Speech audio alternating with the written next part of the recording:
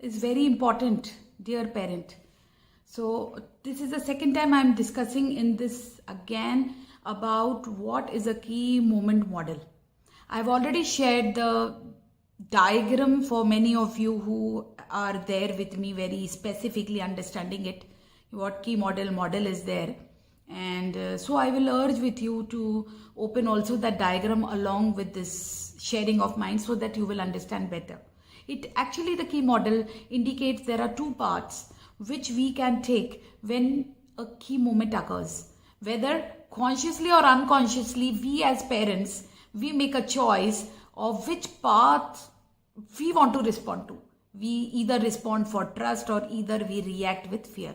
These are one example. Let's say you had a key moment where you found that the child is being lying to you, or you will be either reacting out of fear that if he keeps on lying and manipulating me, what will be his future, what he will do to others, and you start shouting and yelling at him, and might be that you scream at him or her. As a result, the child may develop negativity towards you. But instead of reacting, if from fear, if you base the response from love, you will get a better response from the child. If you respond keeping this in mind, that your child is not bad, maybe the circumstances forced him or her to lie, or let us find out the reason justifiable why the child is lying and how I am getting triggered because of this trust. So this can be also one line. You can make him or her understand that this only, that if this, which is the better place to be, and you choose to respond out of trust and not out of the fear. It is at this moment that the choice is coming, either on the strong emotion overruling it or your weakening behavior. And in the cycle of weakening behavior, we either overmanage or we overindulge over the children. Just write this.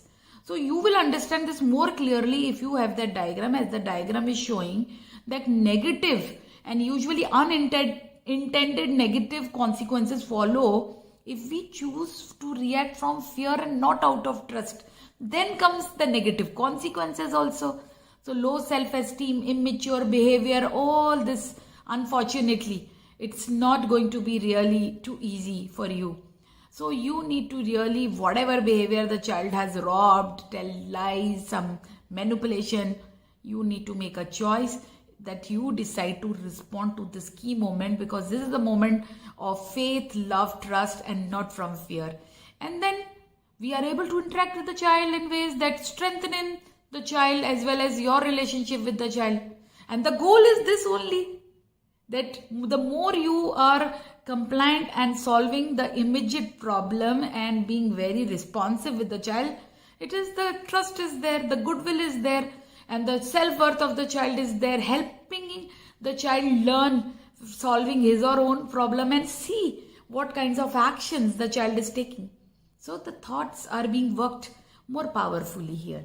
We extend strengthening behavior towards our children, which boosts empathy, responsibility, honesty between us and the child, which is very important as a positive behavior, and it solves all the problems, let me tell you, as a permanent basis. It also increases the self-worth, and the personal responsibility of the child increases, as I have explained you in the key moment model, that this will really give you result.